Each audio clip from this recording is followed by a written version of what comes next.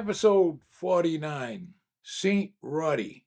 My older sister Maureen decided that her little brother Roddy was such a good little well-behaved boy that she should begin the Roman Catholic, quote, boy saint process for me. She wrote up a narrative detailing the fact that she could not remember little Roddy ever having been in any trouble.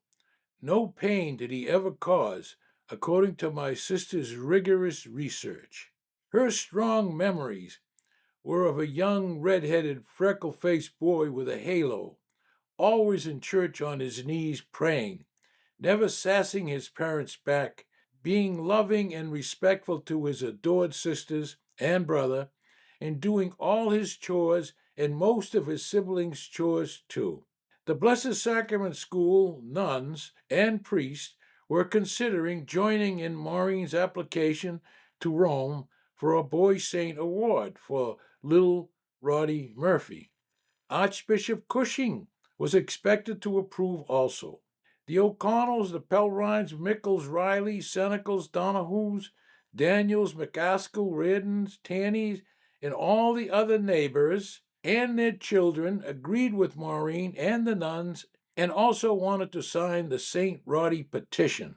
Some of the neighbors even suggested further that the little darling might move to Rome, since it might be a much better place for the little darling.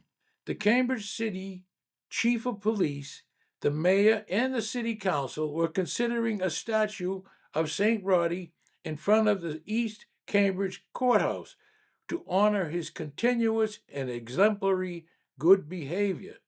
There were a number of judges and policemen very familiar with little Roddy who were very interested and concerned about that project. But Father knows best. Dad managed to convince Maureen to drop all those potential accolades and awards and drop even Roddy's possible Vatican sainthood. Dad was concerned for his little boy's humble and prayerful nature. Dad must have been correct, because since then there never has been any hubris or ego problem for little Roddy. He remains today without pride and continues to put his own concerns after those of others. Final note on the subject.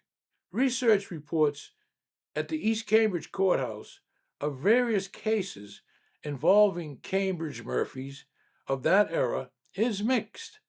Retired court officers remember a person with a similar name having much police-initiated business there.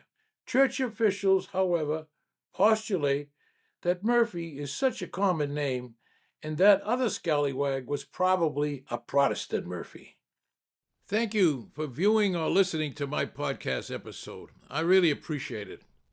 If you liked it, and if you so choose, I ask you to send a good review and perhaps refer friends who might be interested in this podcast series. Again, my thanks.